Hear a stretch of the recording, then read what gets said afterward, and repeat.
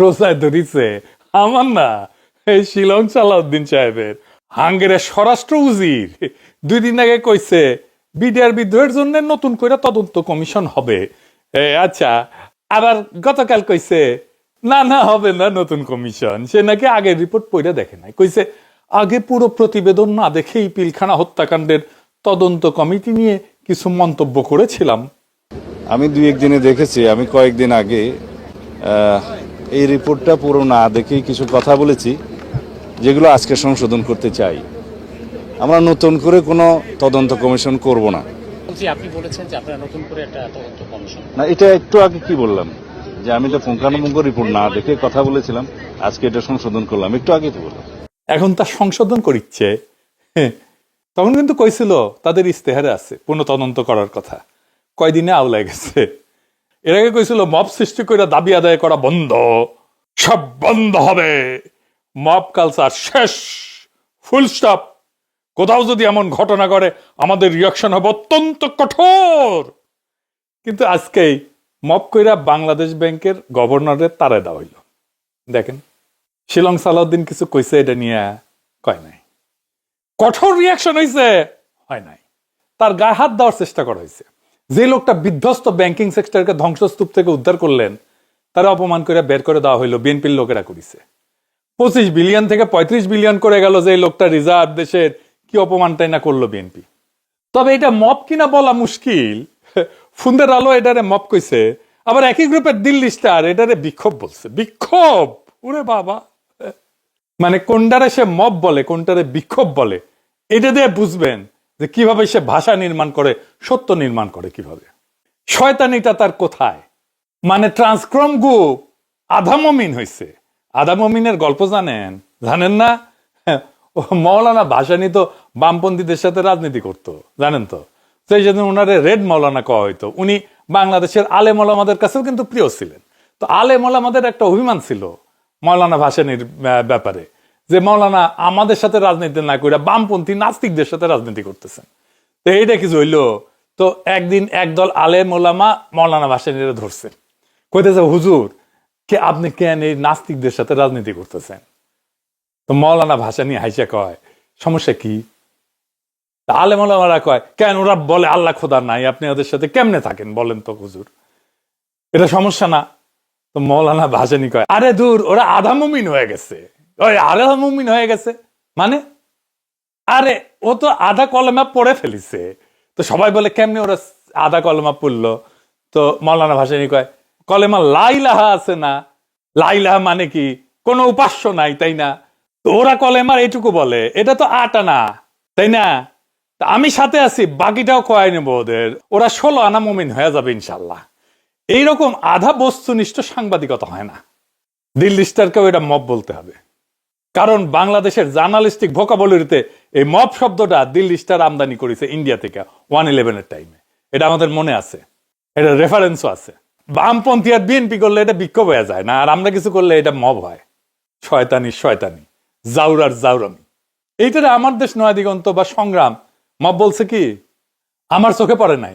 তাহলে আমাদের পক্ষ বলে মনে করি যে এগুলো সংবাদ মাধ্যমকে তারা কি করতেছে?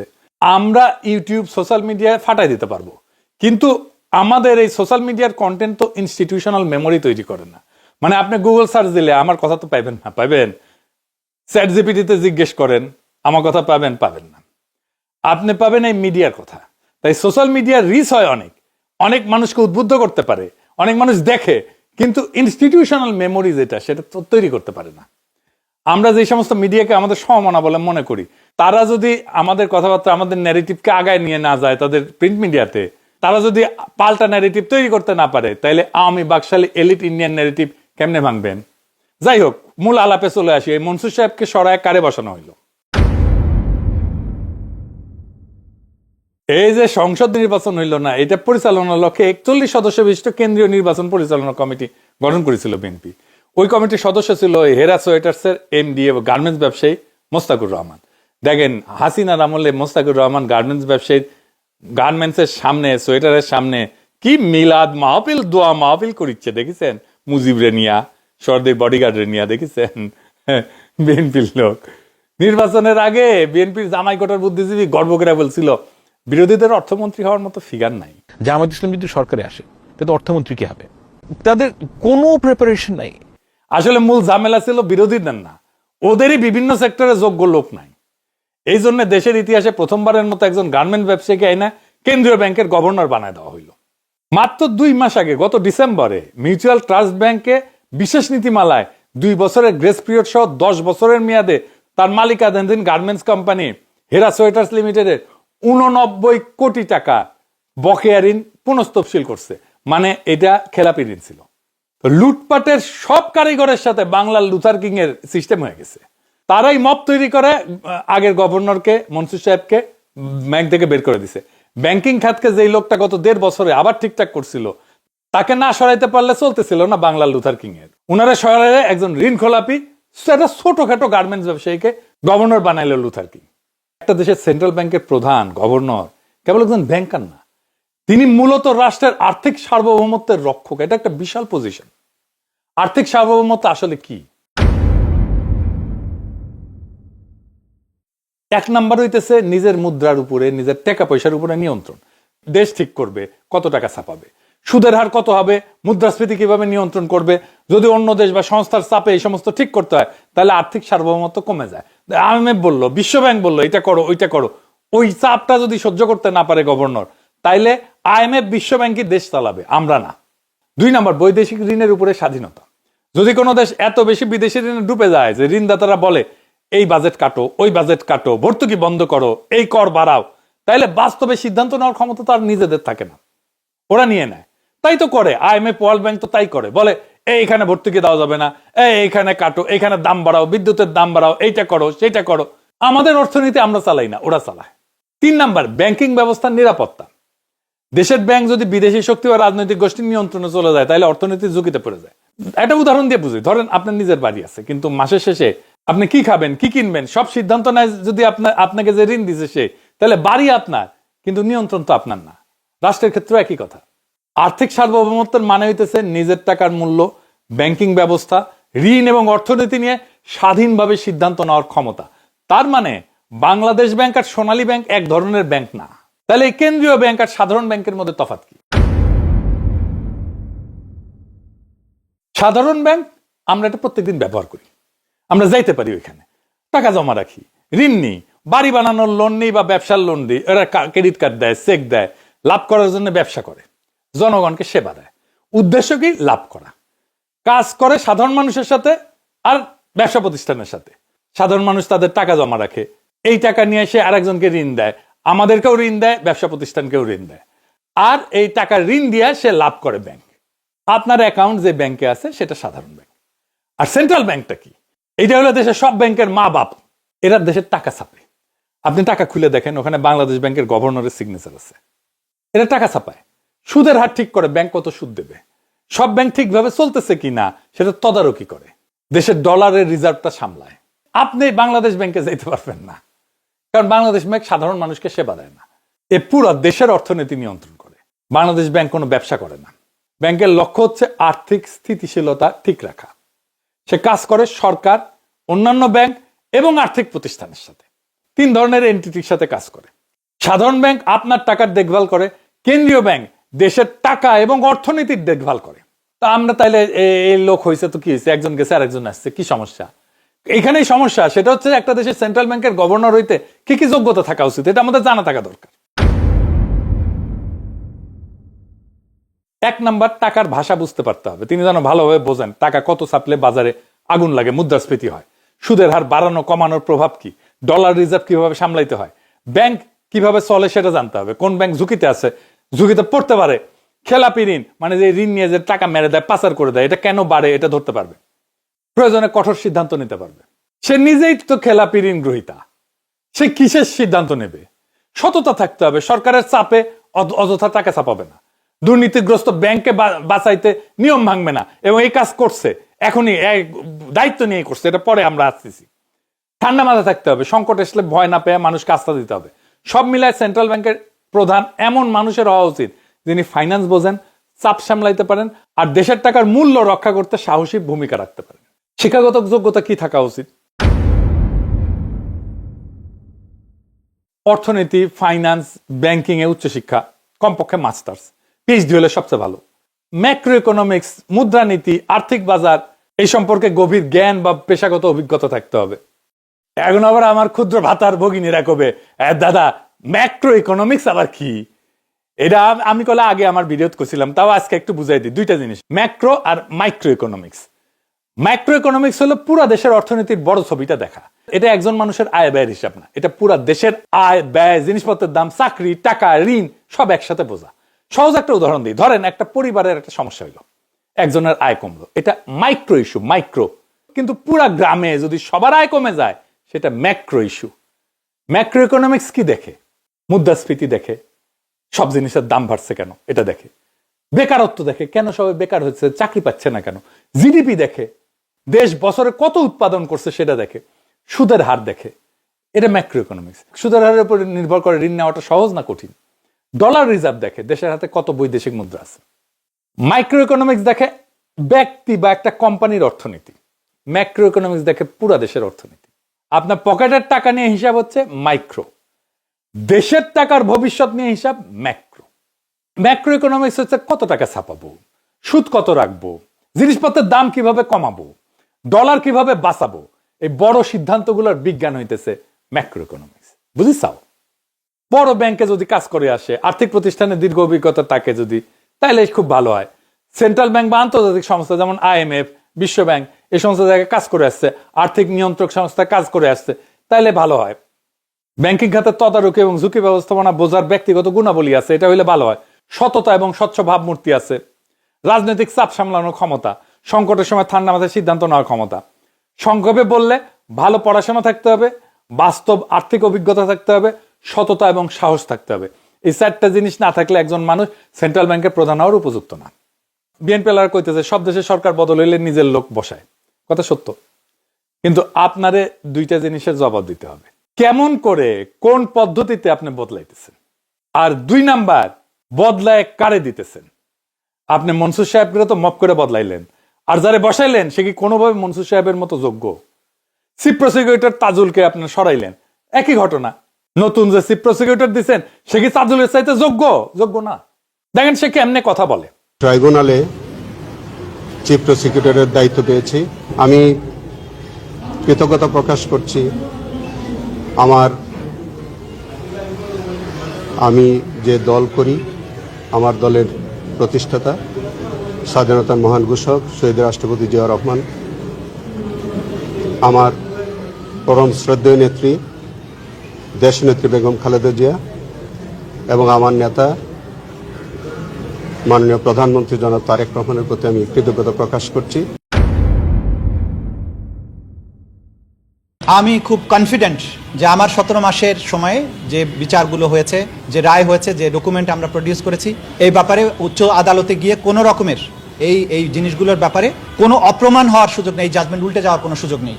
এবং আমি প্রথম দিন থেকে যে জিনিসটা বলেছি যে আমরা এমন সব অকাট্য প্রমাণাদি এই আদালত উপস্থাপন করেছি, শুধু বাংলাদেশে নয় বিশ্বের যে কোনো আদালতে গেলে এই অপরাধীদের সাজা নিশ্চিত হবে, সর্বোচ্চ সাজাই নিশ্চিত হবে। সুতরাং এই কোয়ালিটি অফ এভিডেন্স মামলাতে আমরা যা কিছু দিয়েছি, অতীতের ট্রাইব্যুনালের সমস্ত রেকর্ড ঘেটে দেখবেন আমরা যে ধরনের শক্তিশালী প্রমাণ এখানে উপস্থাপন করেছি, এই ধরনের প্রমাণ কখনোই উপস্থাপন করা সম্ভব হয়নি। পৃথিবীর সমস্ত সম্পদের বিনিময়ে আমার প্রসিকিউশন টিমকে কেউ কিনতে পারবে না। আওয়ামী লীগ তো দূরের কথা, 14 গোষ্ঠীর ক্ষমতা হবে না আমাদের প্রসিকিউশন টিমকে টাকা দিয়ে কিনবে, সম্পদ দিয়ে কিনবে, প্রলোভন দিয়ে কিনবে, অথবা ভয়ভীতি দেখিয়ে বিরত রাখবে।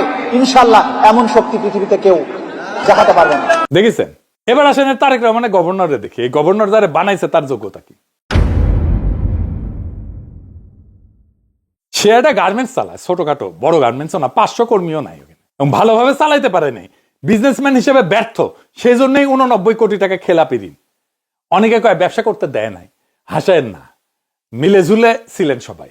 মির্জা আব্বাসের ব্যবসা তো বন্ধ হয় নাই, আব্দুল আউল মিন্টুর ব্যবসা তো বন্ধ হয় নাই, মিজানুর রহমান সিনহার ব্যবসা তো বন্ধ হয় নাই, আরো বিএনপি নেতাদের ব্যবসা আছে, মন্ত্রীদের ব্যবসা আছে, কোনোটাই বন্ধ হয় নাই, নাম কইলাম না, খালি তারে ব্যবসা করতে দেয় নাই না। আর ব্যাকগ্রাউন্ড কি তার? পড়াশোনা কি? অ্যাকাউন্টিং, তাও কলে চার্টার্ড অ্যাকাউন্টেন্ট না, ফিনান্স ব্যাকগ্রাউন্ড হয়তো বুঝতাম।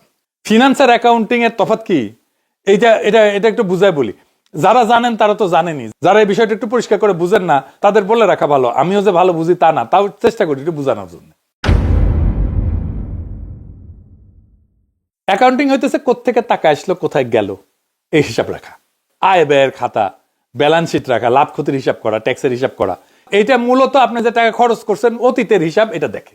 গত বছর কোম্পানির কত লাভ হয়েছে, কত খরচা হয়েছে, কত বকেয়া আছে, কত ঋণ আছে। আর ফিনান্স কি? ফিনান্স হইল ভবিষ্যতের টাকা কিভাবে বাড়ানো হবে বা ব্যবহার করা হবে তার পরিকল্পনা।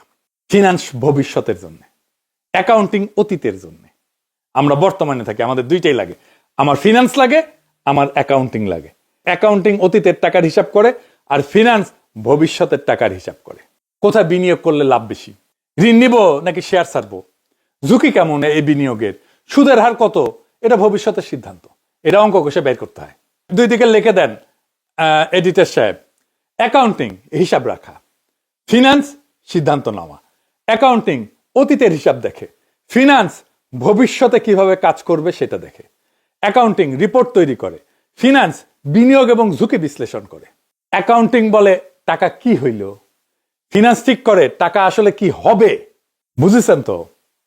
বাংলাদেশ ব্যাংকের কাজে এই ফিনান্সের ব্যাকগ্রাউন্ড থাকলে ভালো হইতো। তার একটা ব্যাকগ্রাউন্ড অ্যাকাউন্টিং এ। তো উই যে ইকোনমিক্স এর না, এটা একটু দেখাই।